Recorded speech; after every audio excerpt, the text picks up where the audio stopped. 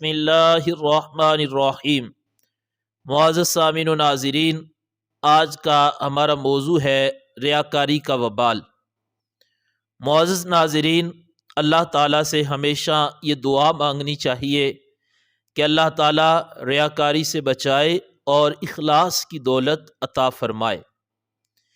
ریاکاری ایک ایسا مرض ہے کہ جس کی وجہ سے بندے کے جو نیک اعمال ہوتے ہیں بندہ ان کے ثواب کو ضائع کر دیتا ہے۔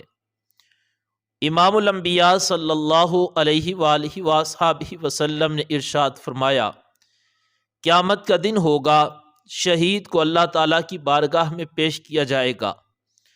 اللہ تعالیٰ فرمائے گا کہ تم کیوں شہید ہوئے، آخر اس کا سبب کیا تھا؟ وہ عرض کرے گا، اللہ میں نے تیری رضا کے لیے میدان جنگ میں گیا، میں نے جہاد کیا اور میں شہید ہو گیا، فقط تیری رضا مقصود تھی۔ اللہ فرمائے گا، تم اس لیے شہید نہیں ہوئے کہ تم میری رضا کے لیے شہید ہوئے ہو، بلکہ اس لیے کہ لوگ تمہیں کہیں کہ تم بہت بہادر ہو، لوگ تمہیں کہیں کہ تم شہید ہوئے ہو۔ لوگوں نے تمہیں بہادر بھی کہہ لیا، لوگوں نے تمہیں شہید بھی کہہ لیا، لوگوں نے تمہاری تعریفیں بھی کر لی، لوگوں کی نظروں میں تمہاری وقتی طور پر عزت بھی بن گئی، اور اللہ تعالیٰ فرمائے گا اس کو جہنم کی طرف لے جاؤ۔ پھر اس کے بعد فرمایا، حافظ قرآن قاری قرآن کو لایا جائے گا۔ اللہ تعالیٰ فرمائے گا کہ تم نے قرآن پاک کو حفظ کیا، تم نے قرآن پاک کو پڑھا، قرآن پاک کو پڑھایا، تو تمہارا مقصد کیا تھا، تمہاری نیت کیا تھی؟ وہ عرض کرے گا، اللہ اس لیے کہ تو راضی ہو جائے، تیری رضا کے لیے۔ اللہ تعالیٰ فرمائے گا، تمہارا مقصد یہ تھا لوگ تمہیں حافظ قرآن کہیں، لوگ تمہیں قاری قرآن کہیں، لوگوں کے سامنے تمہاری عزت بن جائے، اس وجہ سے تم نے یہ کام کیا۔ لوگوں نے تمہیں حافظ بھی کہہ لیا، قاری بھی کہہ لیا، لوگوں کے سامنے تمہاری عزت بھی بن گئی۔ تمہارا مقصد تھا لوگوں کے سامنے یہ کام کرنا تاکہ لوگ میری تعریف کریں، لوگوں نے تمہاری تعریف کر دی۔ اللہ تعالیٰ فرمائے گا اس کو بھی جہنم کی طرف لے جاؤ۔ اس کے بعد فرمایا کہ ایک سخی کو پیش کیا جائے گا، سخی اللہ تعالیٰ کی بارگاہ میں پیش ہوگا۔ اللہ تعالیٰ فرمائے گا، تم بڑی بڑی سخاوت کرتے رہے، آخر اس کا سبب کیا تھا؟ وہ بھی عرض کرے گا، اللہ تیری رضا کے لیے۔ اللہ تعالیٰ فرمائے گا، تمہارا مقصد تھا کہ لوگ تمہیں سخی کہیں، لوگ تمہاری تعریف کریں اور لوگوں کی نظروں میں تمہاری عزت بن جائے۔ لوگوں نے تمہیں سخی بھی کہہ لیا، لوگوں نے تمہاری تعریف بھی کر لی، لوگوں کی نظروں میں وقتی طور پر تمہاری عزت بھی بن گئی۔ اللہ تعالیٰ فرمائے گا اس کو بھی جہنم کی طرف لے جاؤ۔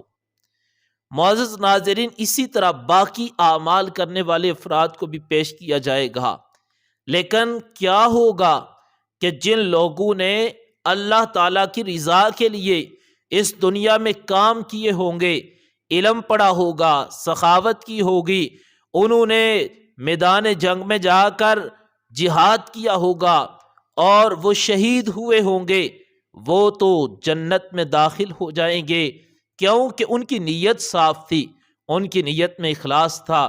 لیکن جن کی نیت میں ریاکاری تھی ان کے اعمال ضائع ہو جائیں گے۔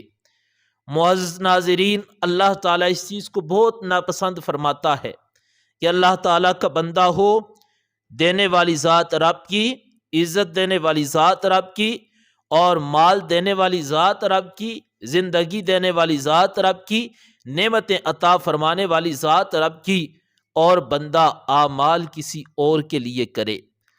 انسان جب بھی کوئی عمل کرتا ہے، مثال کے طور پر نماز پڑھنے پر اس کا دل نہیں کرتا، اب ایک دن اس کو خیال آتا ہے کہ میں نماز پڑھوں، جیسے ہی وہ نماز کی نیت کرتا ہے، شیطان سب سے پہلے اس بندے کی نیت پر آ کر حملہ کرتا ہے۔ اب انسان کیا سوچتا ہے، میں جا کر نماز پڑھوں تاکہ لوگ مجھے نمازی کہیں، لوگ میری عزت کریں۔ اب لوگ اس کو نمازی بھی کہہ دیں گے، لوگ اس کی عزت بھی کر لیں گے، لیکن کیا ہوگا؟ لوگوں کے سامنے تو عزت پا لے گا، اللہ کے ہاں اس بندے کے لیے کوئی اجر و ثواب نہیں، کیونکہ اللہ تعالیٰ فرماتا ہے کہ کام کرو تو میری رضا کے لیے، اخلاص کے ساتھ کام کرو۔ ریاکاری کو اللہ ناپسند فرماتا ہے، تو اب پھر انسان پر شیطان کا حملہ ہوتا ہے کہ تم لوگوں کے لیے کرو، لوگ راضی ہوں، لوگ اچھا کہیں، لوگ کہہ لیتے ہیں، لیکن بندہ ثواب سے محروم رہ جاتا ہے۔ اس لیے ہمیشہ یہ کوشش کریں عمل آپ تھوڑا کر لیں۔ اگر 100 نوافل پڑھنے لوگوں کو دکھانے کے لیے تو 2 پڑھ لیں، لیکن جو 2 پڑھیں وہ اخلاص کے ساتھ پڑھیں۔ کوئی بھی کام کریں تو ہرگز یہ اس کام سے بچیں کہ لوگوں کی نظروں میں عزت بنے یا آپ لوگوں کو دکھائیں، بلکہ جو بھی کام کریں فقط اللہ تعالیٰ کی رضا کے لیے کریں۔ اللہ تعالیٰ سے دعا ہے اللہ تعالیٰ ہمیں ریاکاری سے بچائے اور اخلاص کی دولت عطا فرمائے۔ وما علینا الا البلاغ۔